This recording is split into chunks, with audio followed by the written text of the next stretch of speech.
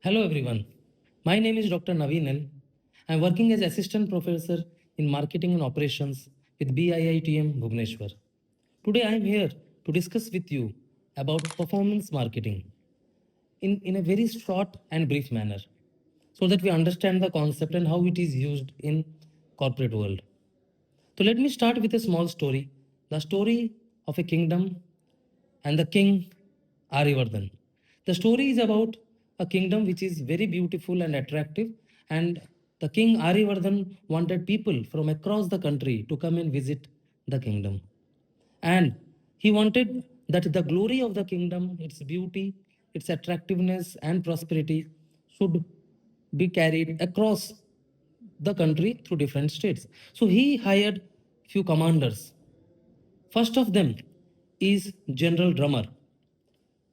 General Drummer would go to different villages, towns, and cities across the country and tell people by beating the drum about the kingdom and how prosperous the kingdom is and why should they come and visit us. Second, there is general flag bearer. They will go roam around, travel across the country and put the flags of this kingdom and so that people can know about the kingdom and come and visit the kingdom. And the last, the general storyteller. The work of the storyteller is to gather people around them and tell good stories so that the curiosity among the public increases and they should want to go and visit the kingdom. This way, they learn about the kingdom. So all of them, when they are hired, they asked for money upfront. The king paid the money to them and asked him to go. After a few months, obviously the number of visits have increased, but there were certain questions which were unanswered. The question is, did there is actual increase in the visits of people around the world or the travelers because of these activities that the king has undertaken? Okay, who has contributed? Which general has contributed? How much? Means how many travelers to the kingdom? And finally, whom should be given credit to the increase in the number of visits? And is it sustainable or not? So he was not able to, no, he was in confusion and dilemma and he was not able to think through. Then a fourth general arrived. This general is called General Intel. This general told, you need to pay me only a visitor visits and a traveler comes to your kingdom. Then the king asked out of curiosity, how will I know that the traveler who is visiting was sent by you? Then General Intel told that the traveler will be carrying a token of my name.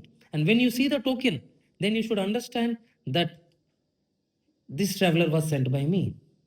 And this is how being an abstract initiative becomes a measured and concentrated initiative. Now the king can actually know how many travelers were sent by whom. And this way, the kingdom was visited by many people and it was measured also. When we apply the similar thing to marketing, let me tell you something. A TV ad costs 30,000 to 40,000 rupees for a 10-second ad. A newspaper, half-page newspaper advertisement costs 1 lakh to 3 lakhs depending on the circulation. A full-page ad costs somewhere around 2.5 lakh to 10 lakhs per page or per circulation or per insertion. A radio ad costs something around 300 rupees to 3,000 rupees for 10 seconds. And billboard ads costs around 20,000 to 50,000 per month. And in metro cities, it goes up to 2 lakh to 10 lakh rupees per month rent for a billboard. And do we know that which customer has come to us through which medium or which marketing channel? We cannot say it. We cannot know who was inspired and motivated and influenced by which advertisement that the customer has seen and has come and bought a product with us. It is practically impossible to tell. So the shift has done to digital marketing. So digital marketing, when we say, they have started to see more measurable outcomes like Facebook ad, social media ad, YouTube ad, Google ads, and etc. etc. They were measurable, but still the customers or the buyers of such ads were paying huge amount because they were not able to know who is coming from what. So performance marketing streamlines the entire equation by saying one simple thing. pay as per performance. If there is an action by a customer, let's call that action can be called can be by clicking a simple button. Then action can be buying a product. That action can be filling of a registration form.